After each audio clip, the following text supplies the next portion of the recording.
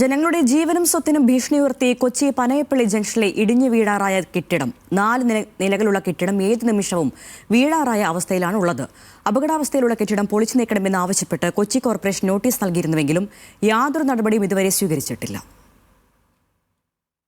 70 വർഷത്തിലധികം പഴക്കമുണ്ട് കൊച്ചി പനയപ്പള്ളി ജംഗ്ഷനിൽ സ്ഥിതി ചെയ്യുന്ന തക്വ കൃഷ്ണ ലോഡ്ജ് എന്ന ഈ കെട്ടിടത്തിന്. ദിനംപ്രതി 100 കണക്കിന് വാഹനങ്ങൾ കടന്നു പോകുന്ന പ്രധാന റോഡിനോട് ചേർന്നിരിക്കുന്ന കെട്ടിടം എപ്പോൾ വേണമെങ്കിലും നിലം പൊത്താം എന്ന അവസ്ഥയിലാണ്. ഭൂരിഭാഗം സ്ഥലത്തും സിമന്റ് പാളികൾ അടർന്നു പോയതിനാൽ കമ്പികൾ പുറത്തു വന്നിട്ടുണ്ട്. കൂടാതെ കെട്ടിടം ചെരിഞ്ഞ നിലയിലുമാണ്. കടകളും മറ്റ് സ്ഥാപനങ്ങളുമാണ് കെട്ടിടത്തിന്റെ താഴെ പ്രവർത്തിക്കുന്നത്. ഓട്ടോ സ്റ്റാൻഡ്, ബസ് സ്റ്റോപ്പ് എന്നിവയും തൊട്ടടുത്തുണ്ട്. ജനസാന്ദ്രത കൂടിയ പ്രദേശത്ത് നിലകൊള്ളുന്ന ഈ പഴയ കെട്ടിടം ഉടൻ പൊളിച്ചു നീക്കാൻ നടപടി വേണം എന്നാണ് ആവശ്യം. 2 അടി ബാക്കിലോട്ടാണ് 16 വർഷത്തിന് ബിൽഡിംഗ് ചാരിക്കണം. ഇതിന്റെ ബാക്ക് തൊട്ടിപ്പുറത്തുള്ള ഫ്ലാറ്റിൽ ചെരിഞ്ഞു നിൽക്കുകയാണ്. ആ ഫ്ലാറ്റ് ഇല്ലാന്നുണ്ടെങ്കിൽ ഈ ബിൽഡിംഗ് നിലംപൊത്തും, യാതൊരുവിധ സംശയമില്ല. ഈ ബിൽഡിങ്ങിന്റെ 20 മീറ്റർ തൊട്ടപ്പുറമാണ് സ്കൂളുകൾ, MMOH സ്കൂളുകൾ. അതായത് LKG മുതൽ ഹയർ സെക്കൻഡറി വരെയുള്ള വിദ്യാർത്ഥികൾ പഠിക്കുന്ന സ്കൂളാണ്.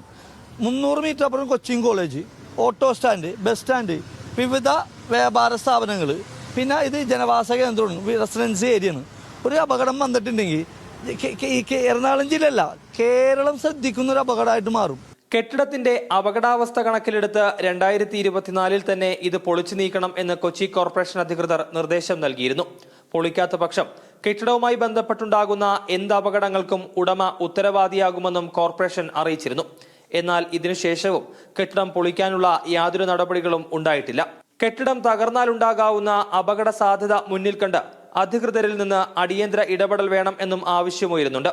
വിഷയത്തിൽ നടപടി ആവശ്യപ്പെട്ട് കേരള ഹൈക്കോടതിയിലും ഒപ്പം മുഖ്യമന്ത്രിക്കും പ്രദേശവാസിയായ TM സൈനുദ്ദീൻ പരാതി നൽകിയിട്ടുണ്ട്. ന്യൂസ് മലയാളം, കൊച്ചി.